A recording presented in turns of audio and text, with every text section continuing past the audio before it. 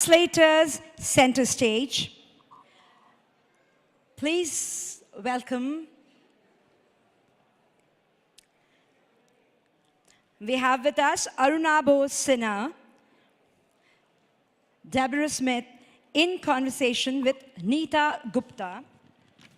Neeta is a co-director of Jaipur Bookmark. She's also the publisher at Yatra Books and an editor and joint secretary with the Bharatiya Anuvad Parishad, working with Indian language translations. Over to you, Neeta. Hello, everyone. This session is actually a part of a series of sessions that we've curated for this for the Jaipur Literature Festival this year. These are co-branded with Jaipur Bookmark, where the focus is translation. So through a series of sessions which spread over the the last couple of days and coming until Monday, we have sessions which are focused on interrogating translation, in the sense that we had, in fact, we had a blockbuster session yesterday, which was on the politics of literary translation. And I think it was like almost a Magna Carta emerged at the end of that session, because we have now so much information which I still have to unscramble and possibly share in a larger space. So we had sessions interrogating the translation. We had intimate readings from translations. We've had readings from Italian. We've had readings from Hindi, Urdu. We've had readings from Kannada yesterday. We have readings planned tomorrow from Bangla, Odia. So do join us, in fact, at the Jaipur Bookmark Lounge for the readings in the morning. If you're interested in translations, I think it's a very good place to start. And so continuing that, continuing these sessions, one of the aims is to talk to translators and ask them what makes them why are they so immersed in this space? I was just telling Arunava that, you could have been a spy instead of a translator. Why did you choose to be a translator? Or, you could have been a film star or something. But so it's just a very intimate dialogue with translators, talking to them about their books. And the reason that I'm here talking to you is, I think, because we share the space, in the sense I come from the other side. I'm a publisher of translations. And I work closely with translators. I may not be a practitioner myself, but I know the pain that that translators go through, and I know the pain that publishers inflict on them. And in fact, Deborah here is also a publisher of translators. So we will talk about the Tilted Access Press. So I'm quite excited to share the stage here with Arunava Sinha on one side. Arunava is somebody who has single-handedly, I think, changed the fate and changed the space, the translation space in India. With he's a prolific translator from Bangla.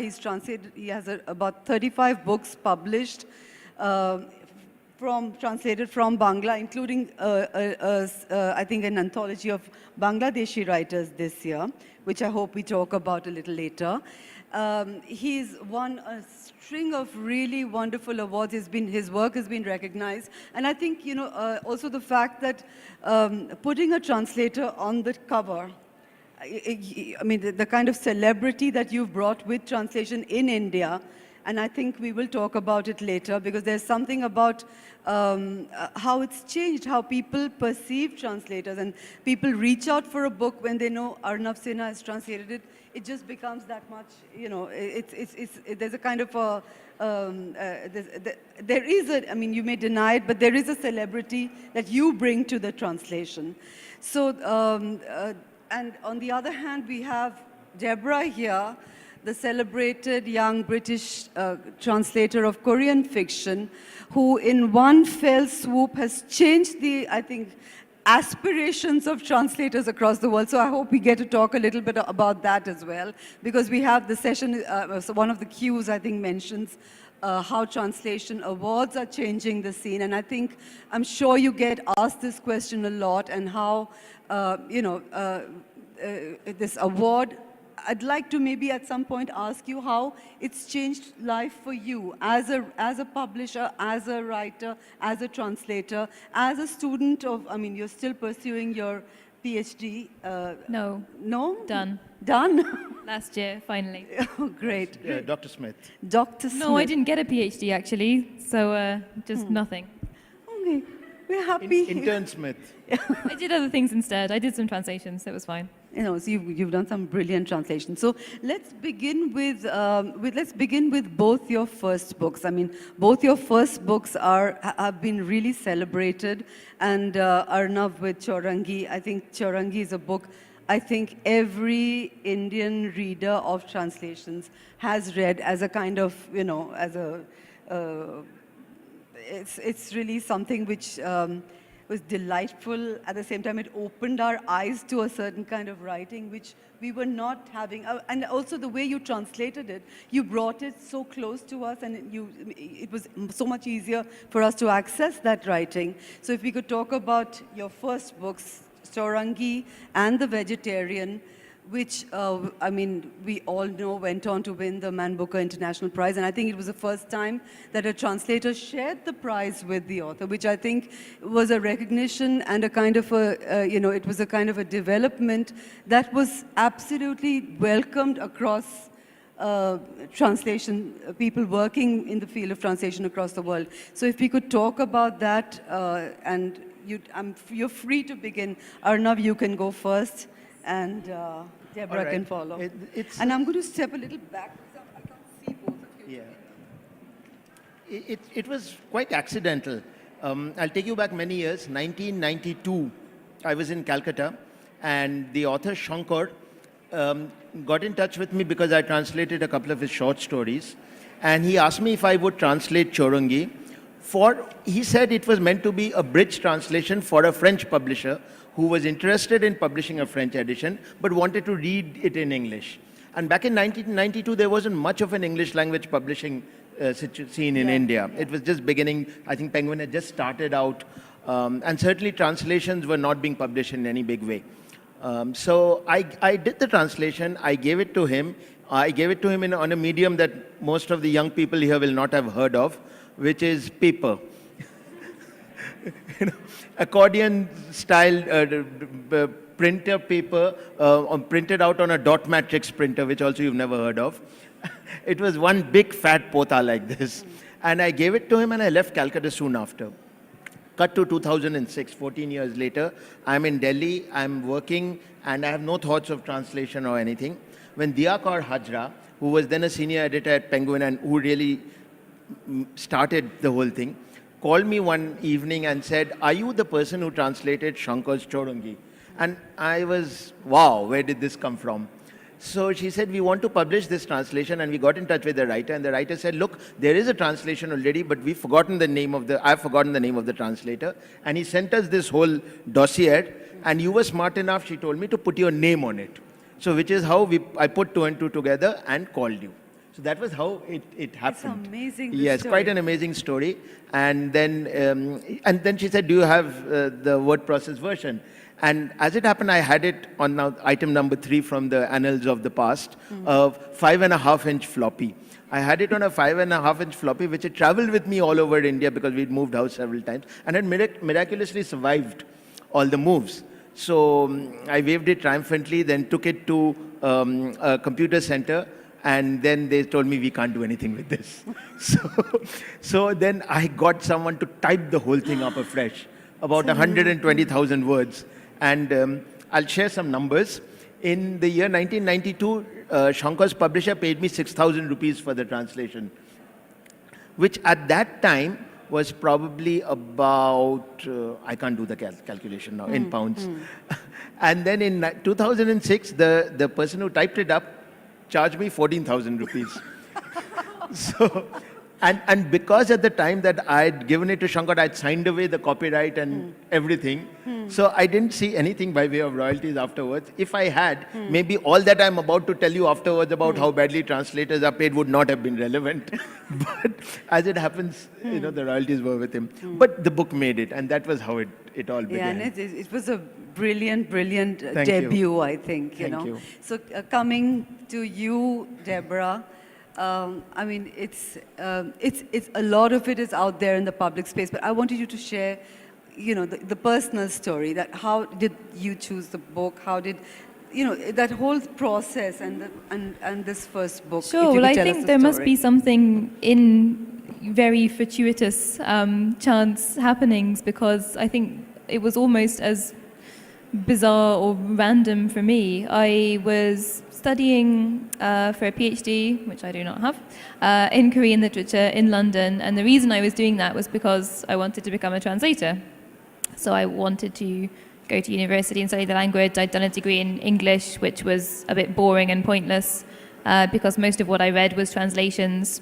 And I didn't speak any languages, which at the age of 21 or 22 is not rare in England. We're famously monolingual, but was still a bit embarrassing. And a small publisher in London was sent The Vegetarian by Han Kang's agent. They didn't know anybody they were sent, a physical Korean book. They didn't know anybody who could read Korean or who translated from Korean. There weren't any people in the UK doing that. And they found me through social media because I read the translations of this publisher and probably had talked about them on Twitter or something. And they sent me this book and they asked me first, would I be able to give them like a reader's report and do a translation sample for them. And I was really excited. I hadn't really heard about what a reader's report was or any of this stuff. But I was like, yeah, of course, sure, I could do a report on it. And they sent me this Korean book. And for some reason, I thought that they meant they already had a translation and they wanted somebody who sort of vaguely knew something about Korean to sort of read it. And I really don't know what I thought. But I was far too embarrassed to say that I actually hadn't read a book in Korean before, because I'd only been studying the language for 2 years and we'd read sort of little tiny bits for class, but not an actual whole novel. And so I hacked through this terrible sample translation where I had to look up at least what felt like almost every other word in the dictionary. And unsurprisingly, it was so bad that even the genius of the book did not shine through. And so the publisher said, oh, sorry, no, I don't think we will take this on. But then a year later, I was invited to be on the steering committee at the London Book Fair because the year after was going to be Korea's special year. Each year they choose a different country as like the market-focused country. And again, people couldn't find anybody else who knew more about Korean literature in London than me, who knew actually rather little about Korean literature. But I went to the book fair. I'd never been before. I met an editor at Granta. I read their books. It occurred to me that would be a great list for them to take this book on. And so I made my translation sample not horrific, which I was able to do a year later, and sent it to this editor. And he, again, bizarrely, actually read it, which they don't usually do until you've badgered them for about a year. He read it and emailed me the next day saying that he thought it was the most brilliant thing he'd ever come across and that he wanted to publish it. That's fabulous. It's just the whole... I always feel like I should sort of then put a caveat in being like, it doesn't usually work like that. Usually there is the sort of couple of years of badgering and thrusting business cards at people. It was like that book was meant to be, in a sense... Yeah, I mean, it is a fantastic book. Yeah, and once the translation was not so bad that you couldn't see that, then yes, of course, an editor was going to be excited, I think. And then moving on to the fact that, that it went on and it became such a big book internationally. How did that change? Because, we'll talk about your Tilted Access Press as well. So did that come about after the success of this book that you decided to then promote translation? Because I think one of the aims of Tilted Access Press is to promote translations as well. No, it from didn't. Asian languages. Yes, I had already decided. If you could talk a little bit about the award and then, Yep, sure. Yeah, yeah. So, yeah, it's hard for me to get the timelines right in my head as well. No, I had already decided that sort of the thing I wanted to do after the now non-existent PhD, alongside translating, was to start a small publishing company in the UK that would publish very contemporary fiction in translation from any Asian language. So essentially the kind of books like The Vegetarian, but from other languages, also Korean, but not only Korean. And I decided to do that before the prize. The prize happened, I think, a month before we published our first book, which was, not incidentally, a translation by Arunava from the Bengali. And so, obviously, the huge publicity boost from that was incredibly useful. It was a time that everybody was talking about translation. It was a time when people were, asking me to give interviews about translation, and obviously mentioned Tilted Axis as well. But I think it was all kind of part of a similar shift that's been happening over the last few years in the UK, at least, towards literary translation being more recognized, and not just recognized in the sense that translators get a better deal than they did in the past. Still not a great deal, but according to my sort of senior generation of translators, a lot better than it was. But also there's an excitement about translation. There is, a sense that translations are kind of the cool alternative, indie thing to be reading at a time when the bigger commercial publishers are getting more and more wary more market-friendly of taking what they see as yeah. a risk, and apparently things that aren't in English originally are a risk. So that's quite interesting. When you mentioned, the pay, how it, the remunerations and things like that, how that has changed. And I'd like to bring Arnav in here, because you talked about your 6,000 rupees and no royalties for Chaurangi, and then you've subsequently worked with on a number of books. And so how has that changed? Because I know as a publisher, I'm guilty of really, because when you're trying to do a costing for a book and you have to bring in the costing for a translation, it really, in pure economic sense, it really becomes difficult to price a translated book. So from the perspective of a translator, how have things changed? And how, is it, because I'm sure from 2006 to now, I'm sure you've become a better negotiator when it comes to, and as a result of that, many more translators, I'm sure, it's changed the way they negotiate their translation contracts. So if we could just talk about, how it works Sure. in that sense. Sure. So actually, it's very transparent. And I fully understand that the publisher's hands are tied. The arithmetic is very simple. The average translated book will be planned to have a print run of either 2,000 or 3,000 copies. It's true. Each copy will be sold at roughly 300 rupees. That's the average price. The royalty of, say, 10% will be shared equally in the best case scenario for the translator, shared equally between author and translator. Or if the work is out of copyright altogether, then the translator gets the entire 10%. So 10% of 300 rupees is 30 rupees for every book that is sold.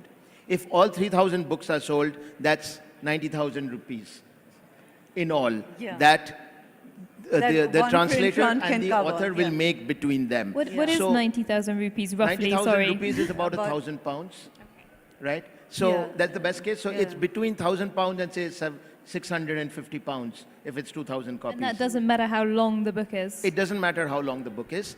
And I'm averaging. So some books will be more expensive if they're longer.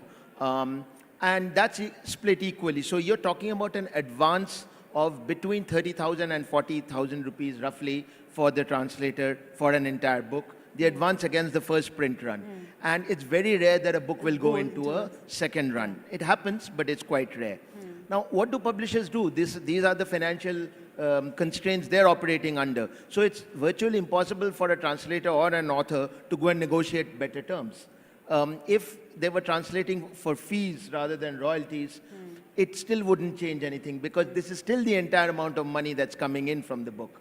And that itself is a part of a larger problem, which is that fewer and fewer people are reading good, I'm not even saying literary, I'm saying good, serious fiction in India. All sales of fiction gravitate towards either marquee names. So when you have an Amitav Ghosh or a Jhumpa Lahiri or maybe an Arvind Adhika, or it goes towards prize winners. So for example, Deborah's book is selling really well. And, or it's popular romances, right? So those sell in huge numbers. So I really think that older readers are not reading enough for there to be a large enough market for serious fiction. And translation suffers in economic terms by virtue of that fact. Yeah, So if anything, the situation has got worse, not better, over the past 3 or 4 years. Really?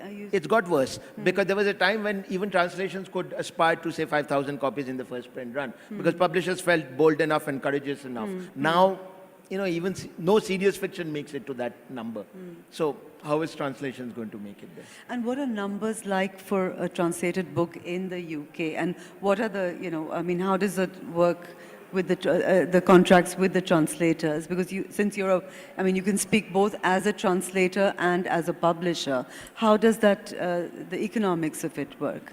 I think generally it's similar in some ways in terms of a print run or what you would sort of imagine the average translation to sell, a more literary translation, not a sort of crime novel or a maybe very sort of popular romance would be 2,000 to 3,000. You would be doing really well. I mean, some of them sell like 20. And yes, if you look at the economics of it, nobody is really making money from these books. The publisher isn't getting rich, the author isn't getting rich, the translator isn't getting rich either. But we have a Translators Association. They're not allowed to set a rate. So they get around that by saying, we have observed that publishers are generally prepared to pay this rate, and at the moment it is £90 for 1,000 words. So for a relatively short novel like The Vegetarian, just under 200 pages, I think that worked out as just less than £4,000 as an advance. And the better publishers, and increasingly more publishers every year or month, do abide by that rate. It's intended to be a minimum rate. In practice, it's, don't go below that, but if you're lucky, you might get a little bit higher. And you will get, again, with most, except a couple of publishers who are really bad, you will get a royalty, but it will probably only be a 1% royalty.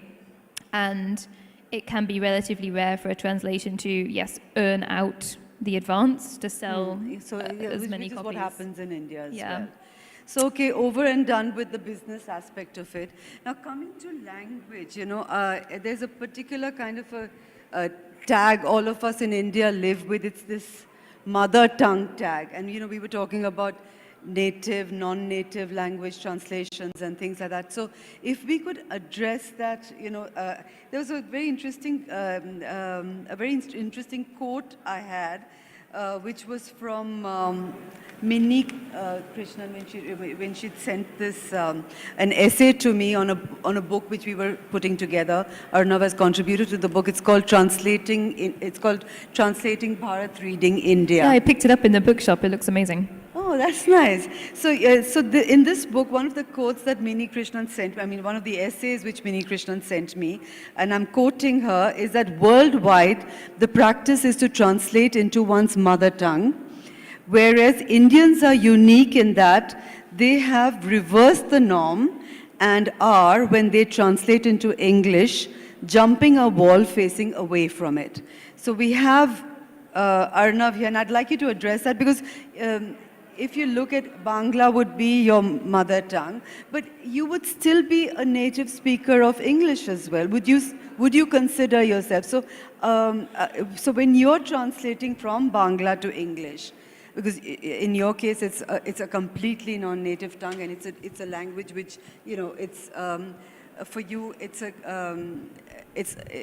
like, for instance, if you were translating from maybe French to English or something, would have been a different kind of an experience. But translating from Korean to English, so if we could talk about this native, non-native, and if you could start with, you know, what in India, in the Indian context, about language and about translation, and if we could move to, you know. Right. Yes, of course, everybody knows that in India, most of us are at least bilingual, and many of us are trilingual as well. And the balance between two languages, what we call our mother tongue and English in most cases, is almost equal. In fact, more people probably are, those who are comfortable with English are more comfortable writing and speaking in English than maybe even in their mother tongue. But they possibly understand the nuances of their mother tongue better. They understand its cultural context, and they understand the emotional idiom. underpinnings. Yeah. And when you get really angry, you tend to think in your you abuse in your mother tongue, for example, if you can possibly. And when you can't, you get very agitated. But for us, English is a native language because we've all grown up speaking and reading and living it as well. But I dare say it is not the English that Deborah's quite familiar with. And there's this strange anxiety when we are translating from a non-English Indian language into English, which is also an Indian language for all intents and purposes. And I remember this being brought home to me very subtly with typical English understatement when a review of Chaurungi, which was published in the UK, referred to the translation as both fruity and spicy. I remember that phrase because it was obviously an allusion to the fact that the English language is not fruity and spicy normally. So either you could construe that to mean that it was from the tropics and a very colorful version of the language, or it could be a polite way of saying this is not really English. You know, we don't do fruity and spicy. But be that as it may, I think that in a sense for me personally, I knew nothing about translation when I translated that novel. So I had the arrogance of the first timer. So I just went ahead and put into English what I was hearing in Bangla. But since then, after long interactions with editors who are very particular about what they think is Queen's English, the anxiety has increased. Because on the one hand, you're tempted to use a kind of language which you use in everyday speech. On the other hand, there's the editor peering over your shoulder and saying, we really don't do that, you know. No, and what about using, for instance, yesterday Chandan Gowda was talking about italicizing Kannada words. And, in your case, I've noticed you've left it simpler. You've left these formalities of translation. It's just a comfortable read in English. Yeah, I have 2 points to make. One is that the original was written for simple, easy reading. It was not meant for the reader to grapple with it intellectually. And I want that experience to carry over. Number one. Number two, making a strong point about carrying we are from a different culture and so on, and you open your eyes and see what. It's not necessary. If the book speaks of a particular culture, it's not because of certain expressions, but because of its subject, because of what it's talking, because of the way people are behaving, because of the kind of over-the-top reactions that some Indians may have compared to your average British character in novels. So that's enough. That's good enough. But this. People have their own reasons, but I'm not in favor of drawing attention to the exotic nature of the original or anything like that. And bibliography and footnotes and yeah. there's nothing to say that the person who's reading it in the original understands every word. So there's no need to sort of spoon feed anyone. No, and in fact, yesterday I didn't realize this, but you're translating Gachar Gochar now into Bangla. Well, so that's a first for you. Yes, unfortunately, I am too old to be arrogant now. So now I'm full of fear. Tell us about that one. Well, the thing is that I'm a bit ashamed that I don't translate into Bangla. So I feel that I'm not giving back, I'm only extracting. And there's so much of great literature. When I keep shouting from the rooftops about the great literatures of India, and then say, but you must read them only in English, that's a bit odd. So I want to be able to take some Indian literature and push it back into Bangla. But I don't write Bangla. So what I'm doing with Gachar Gochar is that I am actually speaking the translation into a computer, and I'm recording it. because I find that I am a more natural speaker in my mother tongue than I am a writer. And it's unlocking. I notice parts of my vocabulary that I cannot summon up when I'm trying to write. When I write in Bangla, I get all stiff and formal and so on. But I think it's going to be a very interesting exercise. Yes, and fortunately this book lends itself to it because it's also a first-person narration. So yes. So I'm quite looking forward to hearing the book, because I can't read Bangla, but I can follow it. So when you're done with it, I want to hear the transcript. So am I. Coming to you, Deborah, tell us about how it sounds absolutely frightening what you did. The translating from Korean.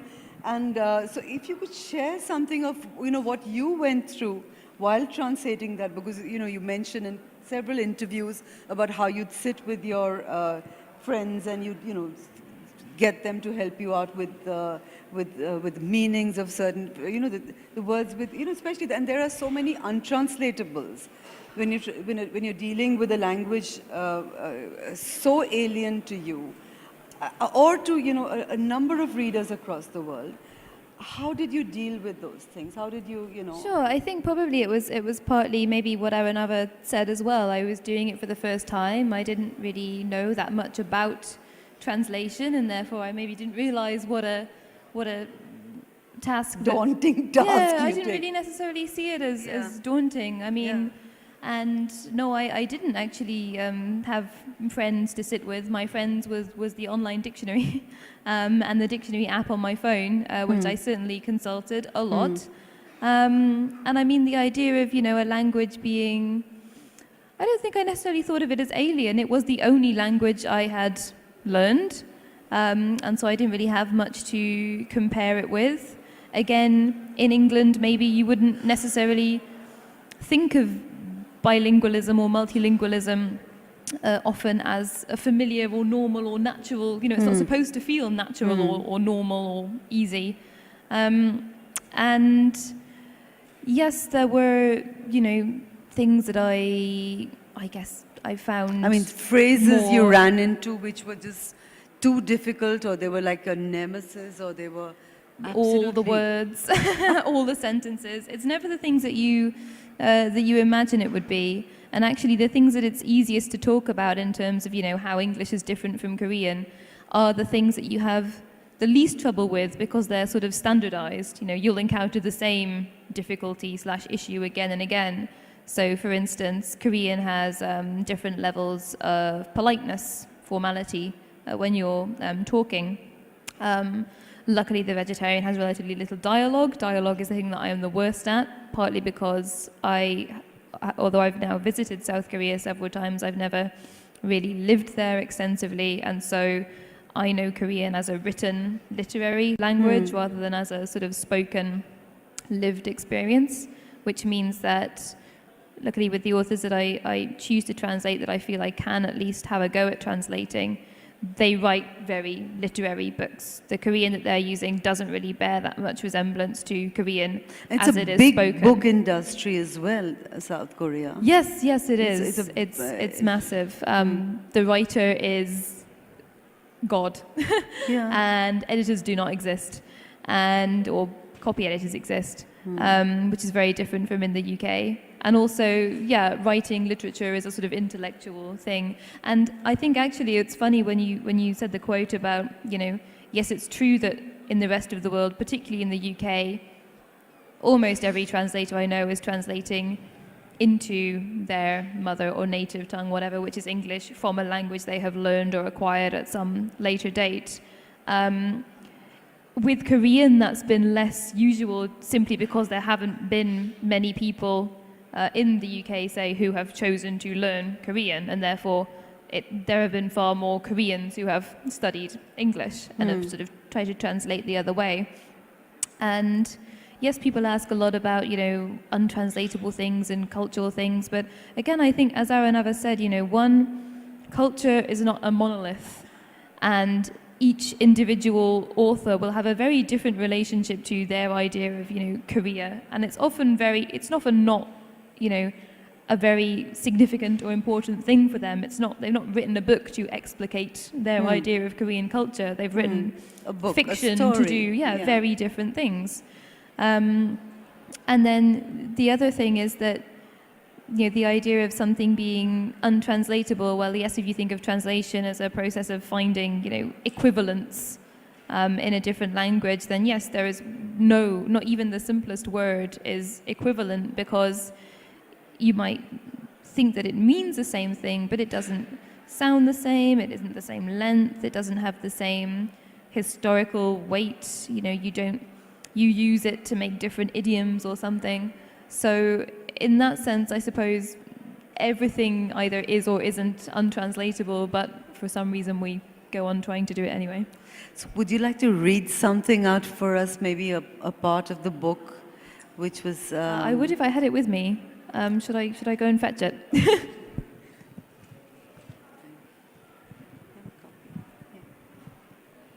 Thank you. Got it. And actually, it would have been lovely if you could have read out a bit of the Korean original, and then... Not sure that would have been lovely, actually, me butchering the Korean no, but language. I've got a sense of the, it's just fascinating for me. Languages and listening to different languages is so fascinating. That would have been... Okay, well, I will read just, I guess, 1 minute then. So this is from the very beginning of the second part. It's a novel that's written in three acts or 3 parts that are either short novellas or long short stories, which is quite a common thing in Korea. The deep oxblood curtain fell over the stage. The dancers waved their hands so vigorously the whole row became a blur of movement, with individual figures impossible to make out. Though the applause was loud, with even the odd shout of bravo thrown in here and there was no curtain call. The ovation abruptly subsided, and the audience began to gather up their bags and jackets and make their way to the aisles. He uncrossed his legs and stood up. He'd kept his arms folded during the 5 or so minutes of applause, silently gazing up at the dancers' eager faces as they greedily drank it in. Their efforts had inspired in him both compassion and respect, but the choreographer, he felt, hadn't deserved his applause. He exited the auditorium and crossed the foyer, studying the now obsolete performance posters. He'd been in a bookshop in the city centre when he'd happened upon one of the posters, the sight of which had sent a shiver through his body. Worried that he might have missed the last performance, he'd hurriedly phoned the theatre and made a reservation. On the poster, men and women sat displaying their naked backs, which were covered from the napes of their necks right down to their bottoms with flowers, coiling stems and thickly overlapping petals, painted on in red and blue. Looking at them, he felt afraid, excited, and somehow oppressed. He couldn't believe that the image that had obsessed him for almost a year had also been dreamed up by someone else, the choreographer, someone, moreover, whom he'd never even heard of. Was that image really about to unfold in front of him, just as he'd dreamed it? Sitting in his seat, waiting for the lights to go down and the performance to start, he'd been so nervous he couldn't even take a sip of water. Thank you. It's just We'll give you your book back as well. clear as it's just the most beautiful text that I've read in a long time. And thank you so much for translating that book for us. So now moving on to your translation, if you think we can have a short reading from one of your... All right. And if we could also address the untranslatables from Bangla to... all abuse is untranslatable. I mean, it's a big problem because a lot of Bengali writers use invective very effectively. And it's just so much, when you turn it into invectives in English that everyone understands, I'm afraid the paucity of the English language when it comes to abusing people in contemporary languages is quite remarkable. in a form that everybody understands. There's, of course, plenty of local ways of saying it, but others won't get it. Yeah. So that's one big problem. Then there are other interesting problems which arise from, I think, behavioral patterns. For example, in India, there's this thing in Bangla which says, Gai hat buliye dewa, which is literally to gently run your fingertips over somebody's face, for example. Now try putting that in English. It's going to look like you're coming on to that person, right? It's not going to sound like you're being all empathetic and sort of sympathizing with them for having just had to stand 2 hours in an ATM queue or something like that. Okay, so I'm just going to read a little portion from a short story titled The Discovery of Telenapota. It's by Premendra Mitro. If Saturn and Mars, it must be Mars, are in conjunction, you too can discover Telenapota someday. In other words, if a day or two of leave can be obtained unexpectedly, just when you're gasping from work and multitudes of people, and if someone tempts you with the information that in a lake of miracles somewhere, the most simple-minded fish in the world are waiting eagerly to have their hearts impaled on a hook at the end of a rod for the first time in their lives, and if you have never had the good fortune of extracting anything but small fry from the water, then you too might unexpectedly discover Telenapota one day. To discover Telenapota, you must board a bus packed with people and their possessions in the waning sunlight one afternoon, suffer jabs from other passengers' elbows every time there is a bump on the road, and then in the August heat, drag your sweaty, dust-caked body off the bus without warning somewhere along the road.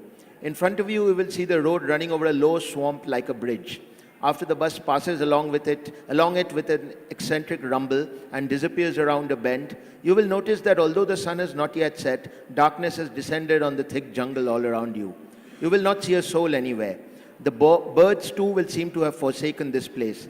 You will become aware of the damp, sultry weather. A cruel, coiled source of venom will rise up slowly from the swamp, its invisible hood poised to strike.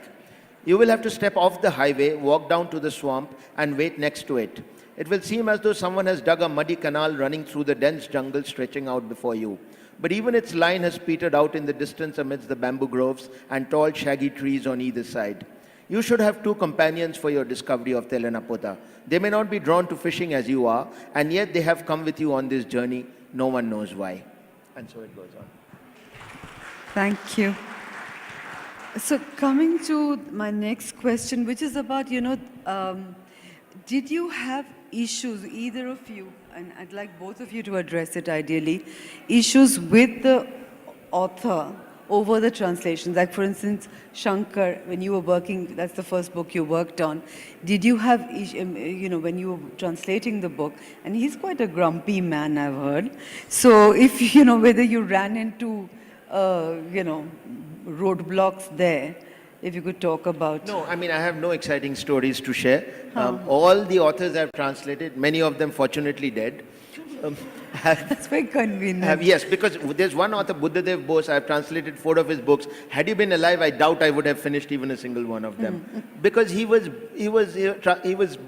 brilliant with the English language. So you know how it is. But no, I've never faced any real obstacles.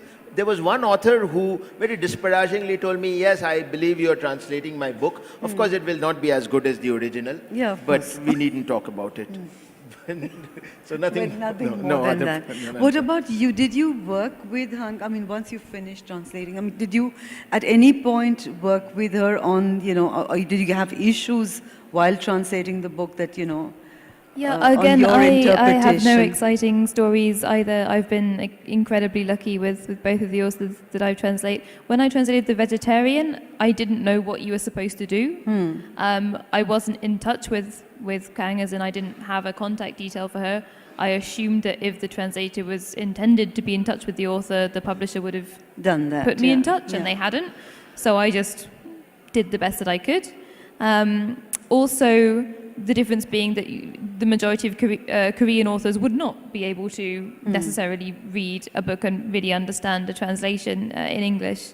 Once I'd submitted the translation to the editor and we'd done the edits, they then sent it to her, and then it was discovered that she actually has almost the best English of any Korean author, and could read it, and did read it. And she then got in touch with me. She must have asked to get in touch with me, and really had flagged up like a handful of places where she was not, as she could have been, really scathing about, no, I don't like this, or this should be this, or whatever. It was really just, giving me a bit more Alternatives. context. No, not alternatives. She would never offer English alternatives because the author never knows English as well as you do. Otherwise, they would be translating it, not you. And so the author trusts that the decision it lays with you. But she would just maybe explain a little bit more about maybe what her intention had been to do with a particular character or a particular phrase. She would, just give a little bit more context, not with this book. This is not really a very Korean book in a lot of senses, but then the second one that I translated of hers was very much rooted in real Korean history, obviously a lot of things that I didn't know that much about, and so she gave me really detailed notes for that, which was really useful, but otherwise it was, very light. So, I must say that I find it better not to consult the author, at least on the first draft. Yeah, get because through it first. I want it to be my reading. And if there's clunkiness, if there's things I don't understand, I want that lack of understanding to be carried through to the translation. And it's happened once in a while that the author has actually read and said, no, I don't think I did it very well. So let's just improve it here. This is what I think could be done. But it's not as though they're fixing the translation, they're fixing the original. And what about, in your case, have you translated a book which has already been translated maybe 30 years ago or 40 years? So if you could talk about that. Yes, well, one of the books was Rabindranath Thakur's Home and the World, Ghore Baire, which was translated by his nephew in the in the 1920s, I think.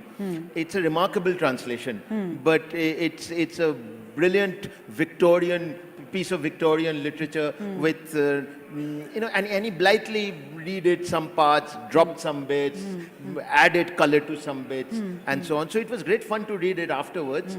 But for all that, there was something there in that translation which I could not achieve. Which is that because he was closer to the time in which the original was written. So it just So there was something. So it was useful, and it was useful if only to say that fine, I'm not working on that same emotional or cultural pitch, but I'll accept that because I am, after all, translating in 21st century. But it's good to know that you would have translated it differently 100 years ago. In fact, you were mentioning yesterday that there are a number of works that need to be looked at and need to be sort of retranslated into a more modern, for a more modern reader, let's say. I mean, we can continue to have those translations. And the other thing I really wanted to ask you was, your experience with, because you're also teaching a class in translation at the Ashoka University. That's a permanent thing where you have this module on translation. Well, I've done one semester, and we'll go back later and do it again for a So future how does class. that impact? I mean, do you see, the fact that you're a translator and then leading a class on translation at a fairly, and I'm sure you have a sort of a cross section of students who are quite well read, I'm sure, because it's part of a liberal arts university. So how do you see translation impacting or making a difference to their... Well, I'll tell you, it's very simple. There were 16 students in my class. 9 of them are now translating themselves. Well, that's the kind of fantastic. impact it's had. Yeah, it's fabulous. Yeah, that's really fun. So both of you, I mean, apart from being a translator, you are a publisher as well. So, I mean, this... what are the kind of, not challenges, but I mean, do you see that impact or, the change that has come into this space, into the translation space, affecting the work that you're doing and, working with? Yeah, I think I probably couldn't have started a press like Tilted Access 5 years ago.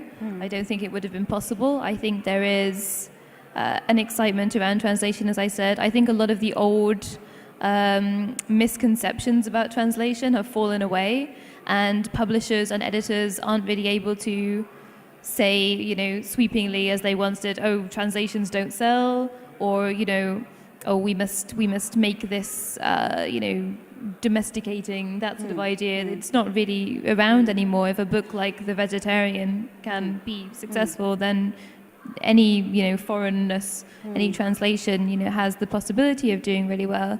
And I think as well there is an interest in the act of translation itself. People in the UK now, we have articles in the national newspapers, interviews with sort of famous translators, and asking them about what their practice is like, what their thoughts are, and everybody often has very different ways of working, very different ways of translating, very different ideas about what makes a good translation.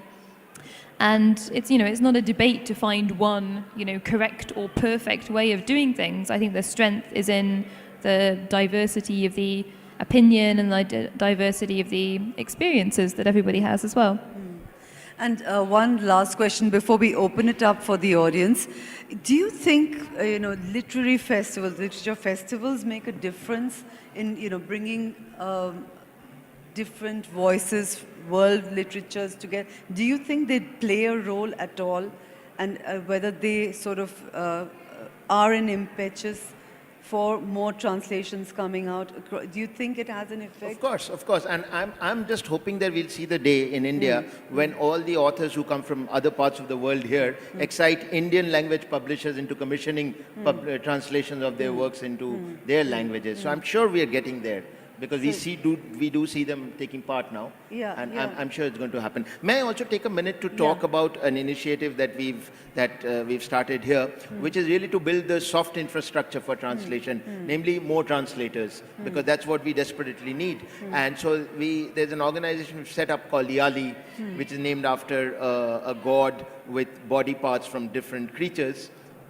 Representing different languages. So very appropriate, Yali. So what we are trying to do there is to create a whole bunch of new translators through mentorship programs, to take one or two books out into a number of different languages, and very important, perhaps later this year or next year, try and create a compendium of translations that can be read in schools and colleges. Because the one big vacuum is that students in schools and colleges do not read Indian literature at all. They read English literature and American literature, but not Indian literature, or literature from India in translation. So that's we're hoping to do these. Yeah, and towards that end, yesterday we had a session at Bookmark where I think you were there too, where we put together a master list of almost 80 works from South Asia, which should be read in translation. So with that happy sort of this thing, should we open it up? Do you have any questions? I'm sure everyone has questions. So we have I think we have about 15 minutes. Yeah. 6:15, yeah. So maybe we could take the questions and then have, take about 3 questions, yeah. I have a very short question. How does one get in touch with Yali and become a part of that initiative? Just catch us outside immediately. Yeah, immediately after this session. Hi, so wonderful session, and it was interesting to know about how you guys got into this. So my question is, as an Indian, as you mentioned, Arunava, there'll be a lot of us who are multilingual, trilingual at least. What's the right level at which you feel confident to get into a translation? Because I'm trilingual and I wouldn't dream of attempting this, because I don't think I can do justice to it. But how did you, at least from your experience, when did you make that choice that, okay, I'm ready now to actually attempt something like this?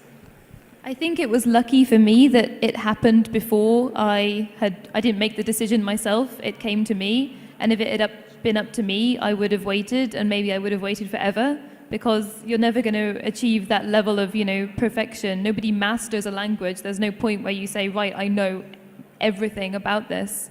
So sometimes it can be useful to just, have a go. And the best way that you will learn is through actual experience, I think. Thank you for so much information about translation. I translate from English to Marathi. As we mentioned about the bottlenecks, I have recently translated Richard Dawkins' God Delusion in Marathi, but somehow I am unable to obtain the permission. Well, if you find a publisher, they'll do that for you. Once you found a publisher who's interested in publishing. No, I didn't get the question. He's not able to get permission from you. Okay. I was just wondering if you could comment a little bit about translating poetry and if that experience is different from translating prose. Not something I have attempted, but something Arunava has attempted. Yeah, with great foolhardiness and... I wasn't arrogant enough. Yes. No, it is quite different. It is quite different, and I think because poetry, it's different And yet it's not, because if you really look at all the elements of poetry and prose, they're not very different from one another. You still have to carry over all the elements, all the non-meaning elements of prose over in your translation as well.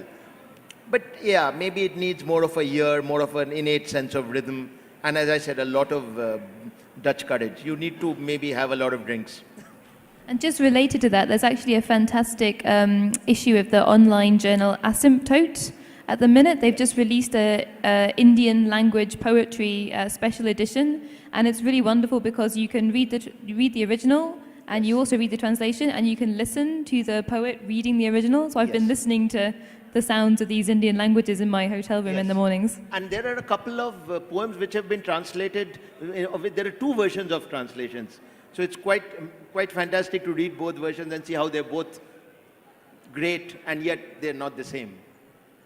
And there are several workshops as well where, the literature across frontiers. Alexandra is here at the festival, so if you're interested in translating poetry, you should meet Alexandra, you should meet Purna, she's here from Asymptote, and just find out how you can place those translations. If they're good, I'm sure you'll find a home for them. Can we take one more question? Yeah, please. Good evening. Following her question, I'm a translation student, so I've been trying to translate Macbeth from English to Hindi.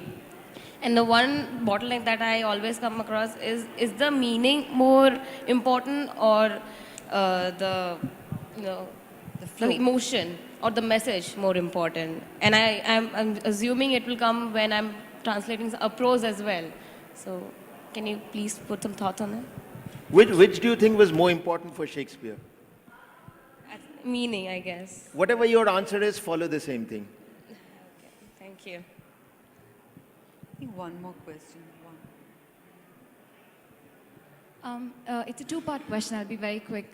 What can digitization do for, both books and also you mentioned Asymptote where I work, or something like Words Without Borders, which exposes more people to translation, even if it doesn't immediately pay the translator. So in the future, if that would help. And that leads me to the second part, which is I came upon this really beautiful translation of Perumal Murugan's short story on Juggernaut Books website. And if you really look at their website, they sell a lot of best-selling romance, crime, and so on and so forth.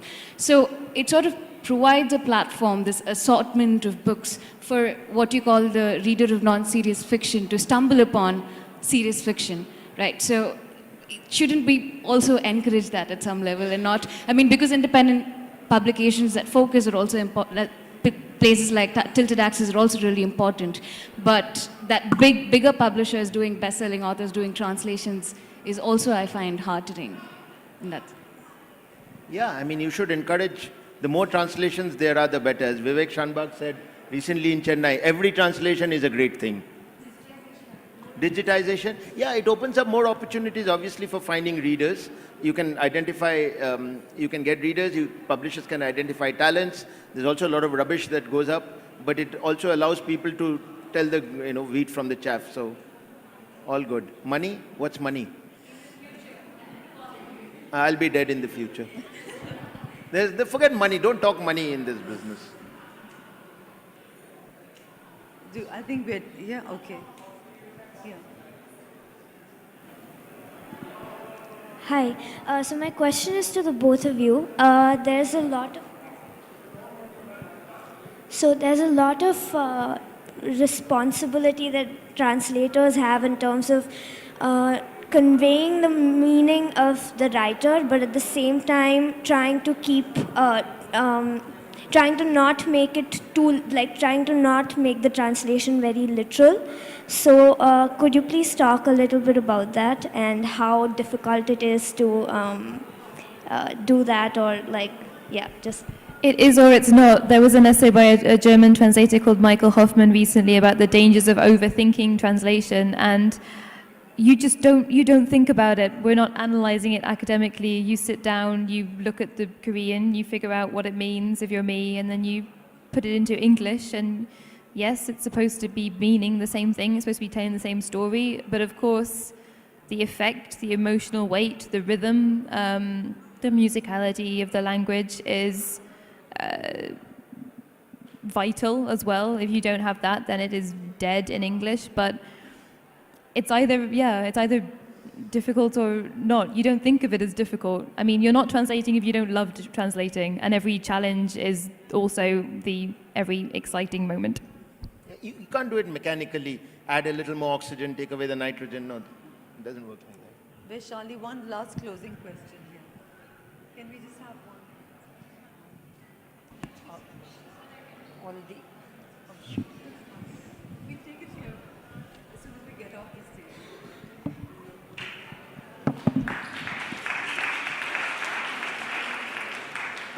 Thank you to both our panelists and to the wonderful audience here. And see you tomorrow morning